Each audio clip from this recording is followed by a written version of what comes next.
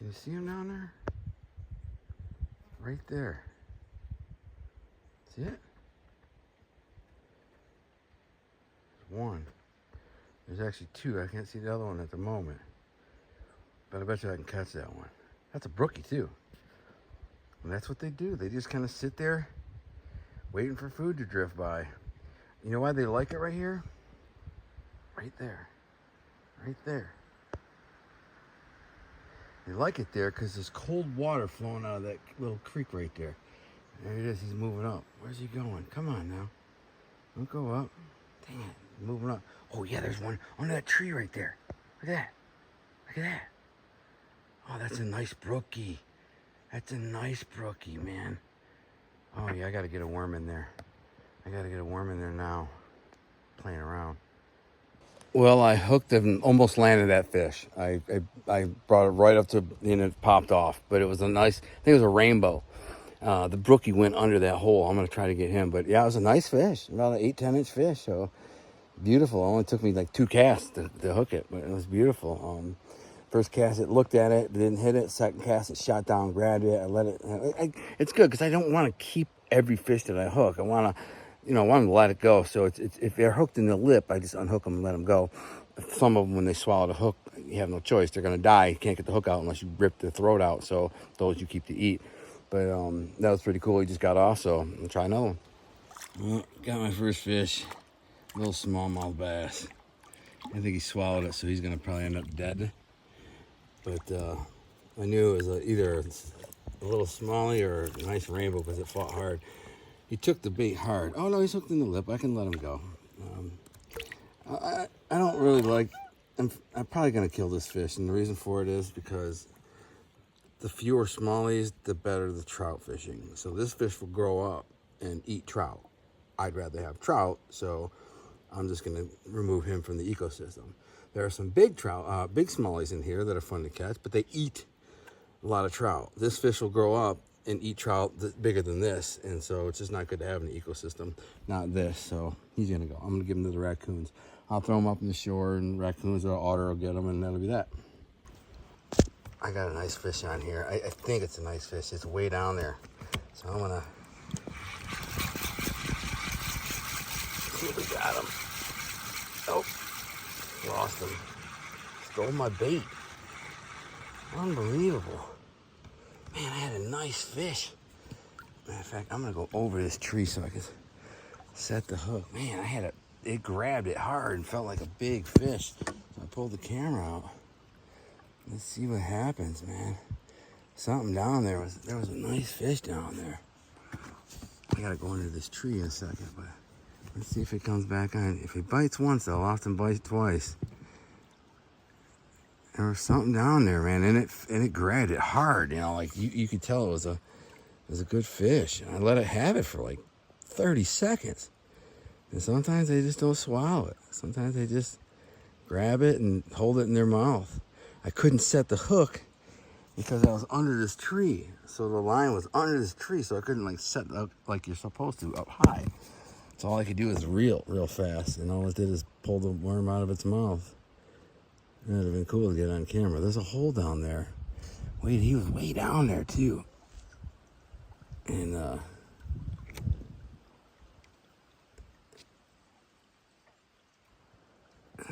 can't tell if something on there or not. It's so far down. No. I'm gonna get a bite here, I'm telling you. I got a good feeling. This is a great rift right here. The current flows under this tree right here. It's a great spot for a smallmouth or trout. If something had it. And the sun is beating down on me. I should put some sunblock on. Yeah, I'm out of line. That's as far as I can go. Hope I don't get a big one. All right, well, I guess I'll reel it in, start over, see what happens. Just saying. Casting with a spinner. I was about to turn and burn, and I got this nice hog on here. Got him on a spinner. About a 12-inch fish. Nah, 10, 11-inch fish. It fought hard because it was in this current here. I hooked it on it. Jeez, I got a hog on here. But pretty fish on a spinner. I said, I'm gonna keep trying this spinner. I almost changed to a worm right here. I said, you know what? I'm gonna leave this spinner on here. Let's see if I can get something to bite on this spinner. These are nice fish. I have enough for dinner, so I don't need to keep them.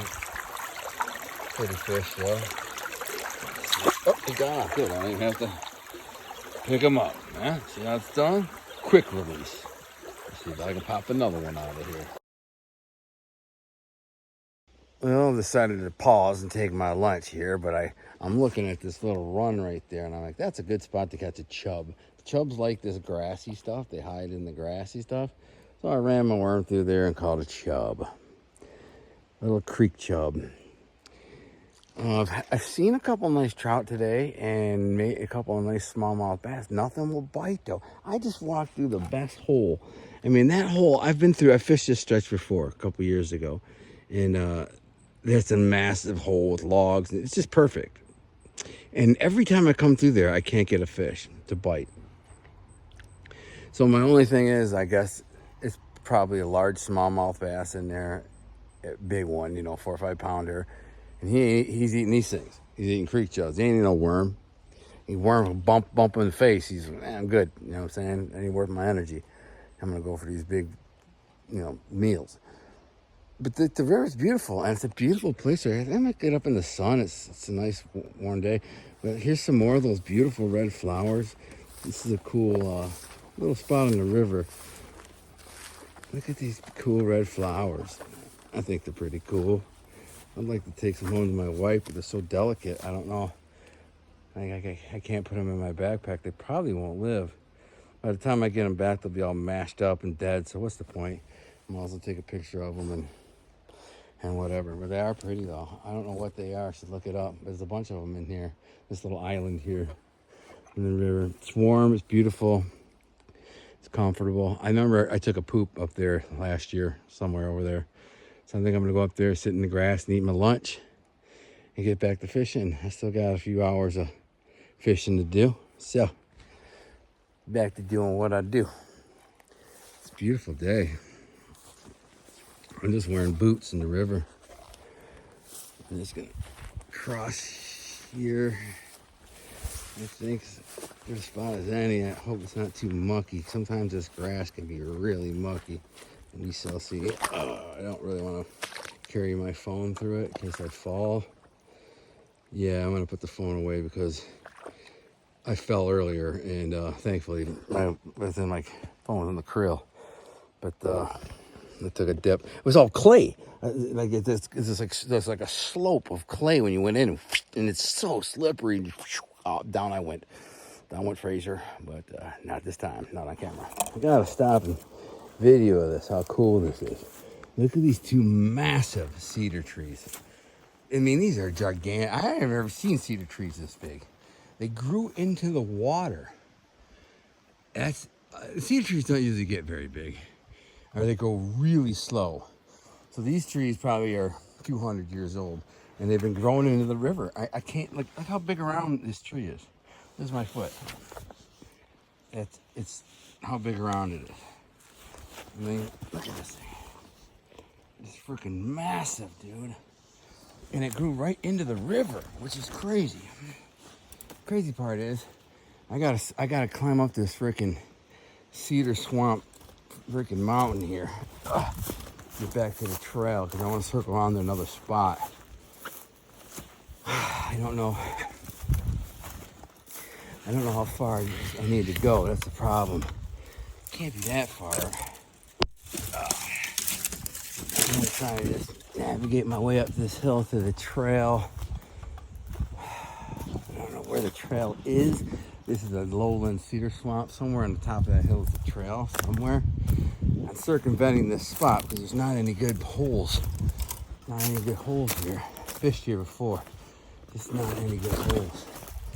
Getting up this freaking trees, this cedar swamp is a pain in the arse. All these runs and stuff are broken from bears and beavers.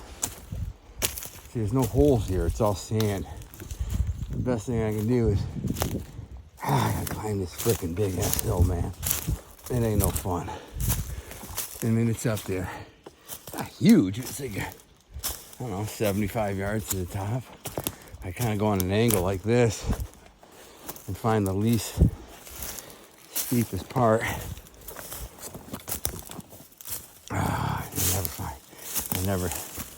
It's never easy climbing these freaking hills. It's a massive, it's a lot of work. 51-year-old man climbing this big, massive hill. Cedar swamp, down to a cedar swamp. I hope the trail's up here. It should be at the top of this freaking hill. I'm hoping. Please let it be.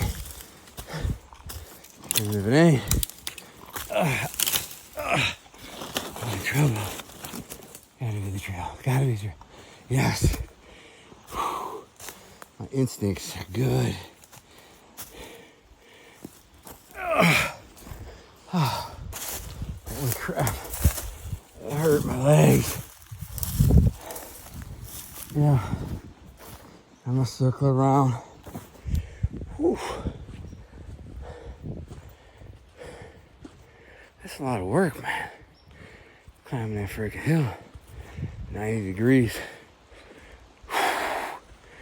I'm all scratched up, bleeding.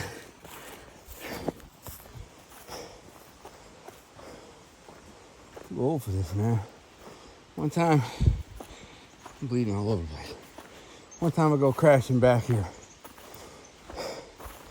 And I out of breath. I go crashing back. Not this place, but the East Branch of the Fox River. Up in the UP. Upper Peninsula. I crashed 400 yards. I'll go down the river. There's about a 50-year-old dude sitting there. No, maybe 60. Because at the time I was like 45. No, I was 44. It's the year after I got out. Guy's probably about 55. He's leaning against a tree. He's got waders on. He's leaning against this tree. He's like me out of breath right now. And I come crashing down. And I look and I go, what the hell are you doing back here? You know, because he was old. And he looks at me and his exact words are, this ain't for the faint of heart. I said, no. I mean, you're only 300 yards down here. I said, you try going a mile through this mother. It's serious. All right, here's the other trail. I'm gonna circle around. I'll be back. A cool little spot me and Maria go to. We call it the Stairs. Most people don't know about this. I mean, I've met so many locals, and I'm like, you know, I started fishing by the Stairs, and they're like, what stairs? Like, most people don't even know this place exists, which is crazy. It's also the same place Maria dropped her phone when we were snowmobiling during a blizzard. I came back and looked for it, couldn't find it. A week later, a lot of the snow melted. It was like 60 degrees. So we walked back here, but where we parked was like literally like 4 miles away, because the only way you could get in here is to walk, because there's no snow for the snowmobile. So we walk back here. It's nice for a walk. It's a little bit muddy. But anyways, we come walking up, and her phone was laying in the snow. Like some was snow. Like somebody had drove over it with a snowmobile. But it still worked. She had already bought a new one and got insurance and all that, but she returned it and charged her old one. It worked. So it's kind of a classic. This is where the swimming hole, if you ever seen there's a funny highlight reel of me jumping in here doing a belly flopper into this swimming hole here. It's a good hole for swimming. These stairs are old, man. They're all rotten and not really safe. I don't like Maria walking on them. There used to be a railing. See the hole for the pole. The pole right there. But somebody spent some time and money, because there's like concrete in them. So somebody spent some time and money. I just want to fish. There's 2 holes down here I want to fish. And then I'm going to leave. Then I'm going to go to the beach. But I just thought it'd be cool to show you this. Another really funny thing that happened here one time as I was fishing in Maria. laid out her towel, like right here in the grass. And she kept telling me there was I was getting like the evenings, the sun was going down. She was laying right there in the grass, right, like right here. And she kept telling me, there's frogs, there's frogs. You know, I keep seeing frogs jumping, and I'm like, man, relax. It's no frogs. I mean, yeah, there's always frogs. There's frogs everywhere, but it's not like, you know, they're bothering you, so chill out. So I'm right over there, and I hear a straight up scream, like just a bloody murder scream. Ah! I turn around. What the frick are you yelling at? What? She's like, a frog jumped off my head. I'm like, excuse me? A frog jumped off your head? She's like, yes. A frog jumped off the hill here, like leapfrog, literally off her head into the water. And she swore up and down it happened. And it freaked her out. So she screamed. But it was funny. I mean, if that really happened, which I'm assuming it really did. It's pretty hilarious. And there was a frog up here in the weeds and decided to use her head as a leapfrog. So now every time I come here, I can't help but think of that. Another funny story is, so it's real deep right there. And there's like a gravel, like, I don't know, bridge that you can go through over there. But over there's a deep hole. Well, I tried to cross in the deep hole one time when I had waders on, right? And didn't realize how deep it was and ended up filling my waders up. Like, it went over my waders. Like, I went down, and I, like, my phone got wet. It was crazy. It's just a deep hole. I'm gonna try to fish that hole before I get in the river, because that's the reason why I'm not catching fish, is I'm blowing up the holes. When you get in the river and you like kick up silt and muck and sand and stuff, the fish, they sense something's not right and they won't bite. They get worm shy. So it's such a good hole right here, man. But right now, most of the, I mean, that's an amazing hole right there. That's the deep part that I sunk my waders. But it's all rocks right here too, so it's a tough spot. That's an erosion barrier they put in there. This is actually all a really good spot. So I'm expecting to get a couple of fish in here somewhere, but the fish are basically eating other fish right now. Worms aren't really on the menu. Early in the spring, early summer, worms are like, you know, a delicacy. Now they're all wormed out. They want fish. Or bugs. There's bugs. If you look closely, there's a bunch of bugs flying around over there. I'm sure some of the trout are smacking those off the surface. But deep under this tree and all that brush and stuff in there, 100% there's a couple trout in there or a couple big smallmouth. Could even be a salmon or two in this river right now. Probably not this far upstream, but it could be. It could be early runners. The early runners come up this time. I find them dead in a couple of weeks. I find salmon that had been up the river for a couple of weeks dead. Anyways, I'm getting in this river sucker. Before getting in the water, I was like playing around by those weeds and got a little bluegill.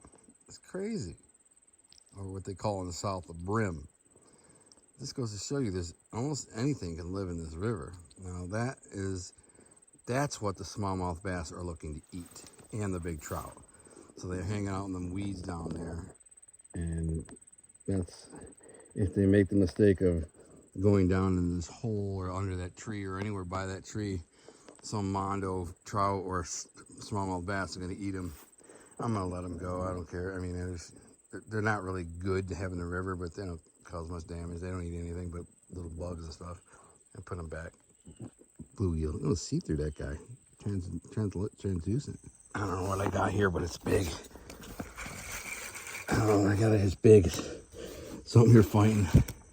I think it's a big rainbow. Big rainbow. Yeah.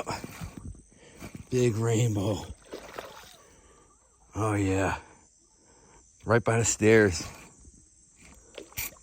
Oh, big bow. Big bow. Take and drag. Oh, man. It's a huge bow. Huge bow. Oh, it's a smallie. I thought it was a big rainbow. It's a smallmouth, but he's a good eater. It's like, man, if that's a rainbow, we got a monster on here. That's cool. It's a good eater. It's perfect. It's perfect dinner size. Yeah, beautiful. Nice big smallie. These are better eating than rainbows. Oh man, smallies don't give up. They just fight. As soon as they hit it, I knew it was a big fish because it just went thunk and didn't run away. It's the ones that run away are the little ones. They run their meal. But yeah, nice bow. I mean, nice smallie. Beautiful fish. Look at that.